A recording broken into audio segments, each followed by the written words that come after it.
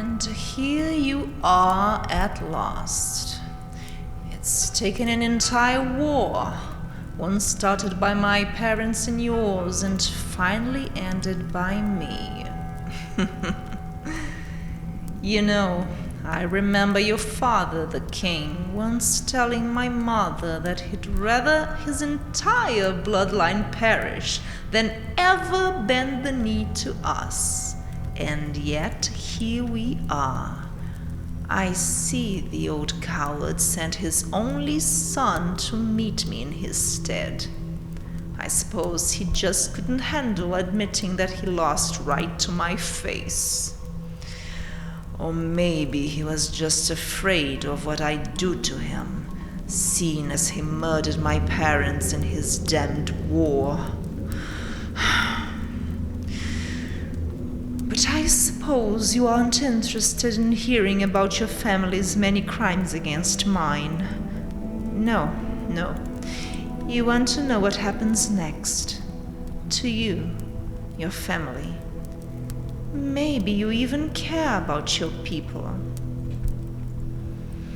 Oh? Of course you want to know what will happen to them, you say? What will I do to them? The people of my greatest enemy.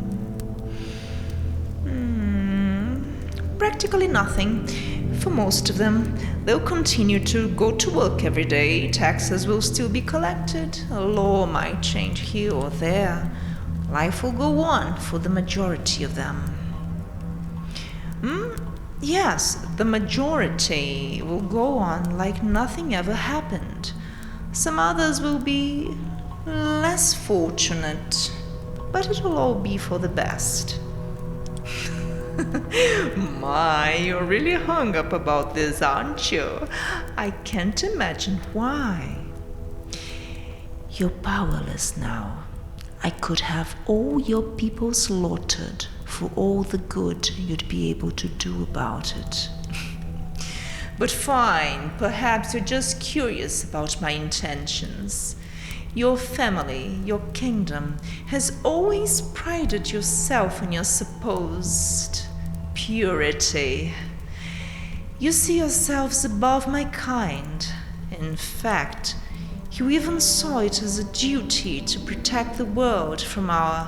What was the word your father always loved to use? Oh yes, filth. We may have been at war for years, but I have people everywhere. I know what happens in your kingdom. My kind are hunted and butchered like dogs, not just by your supposed holy order of knights. No, even your citizens take part in the massacre.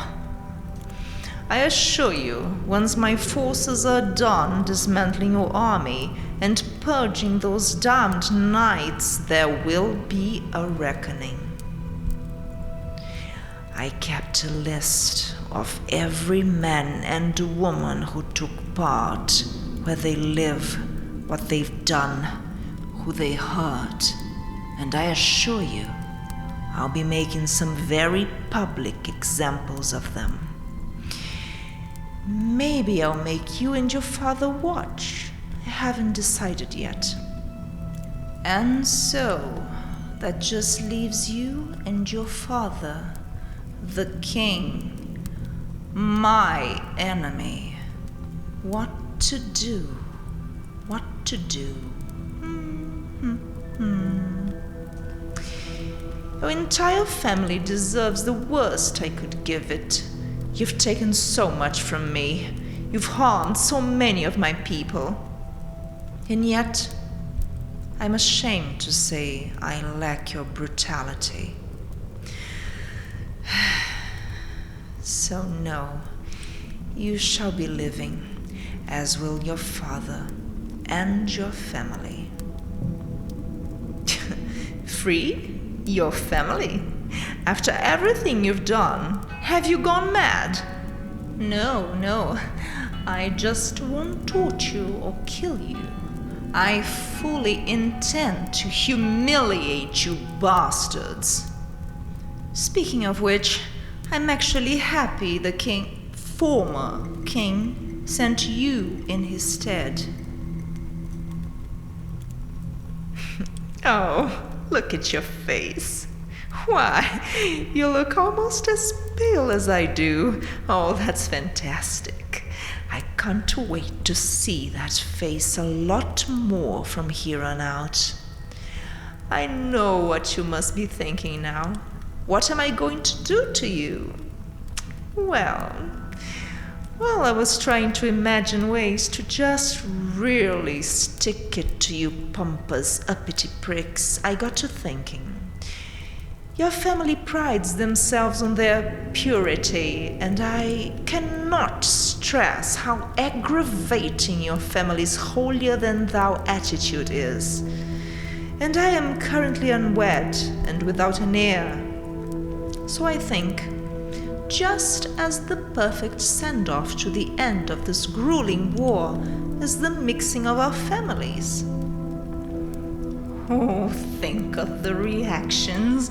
A union between a family of famed holy knights and a clan of despicable vampires. What will people say? I personally cannot wait to find out. What? You haven't heard of a political marriage? I thought you were nobility. You are refusing. Oh, my boy, you are not in a position to say no. I may not be willing to murder your entire family, but I am willing to throw them into a dungeon where they will never see a single ray of sunlight for the remainder of their lives. Alternatively, if you're a good boy and cooperate, we can come to an understanding. In fact, I don't even have to fully strip your father of his power. His territory is mine now, sure, but I can make him a vassal to my state. His people will pay taxes to me, and my soldiers will fully replace his in protecting the land. But I'll happily leave him as my personal puppet. I'll even let him keep wearing that crown if it makes him feel more in control. You know you can't refuse. I hold all the cards here. I'm not accepting you as a loving husband. I'm taking you as a war trophy, proof of my conquest of your people. I think we both know what your answer will be.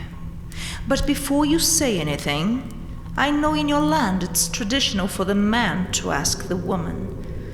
Normally, I'm not a stickler for such stuffy traditions, but I think just this once, I'll have to insist on it. I'm not telling you to do anything. The choice is completely in your hands, as is your family's fate. But of course, do what you will.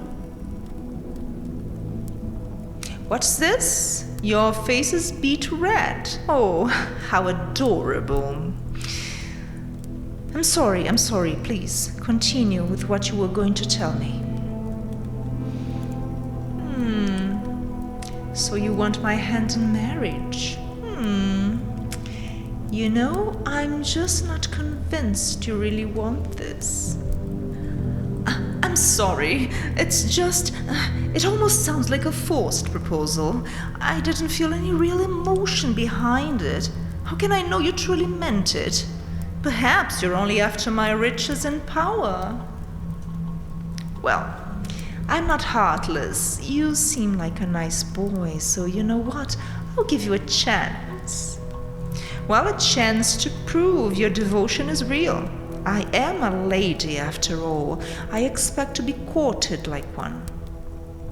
How should you court me? Oh, frankly, that's not my problem. It's yours.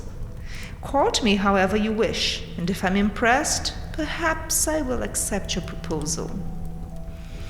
But if I feel you aren't really trying to win my hand, well, let's just hope for your family's sake it doesn't come to that.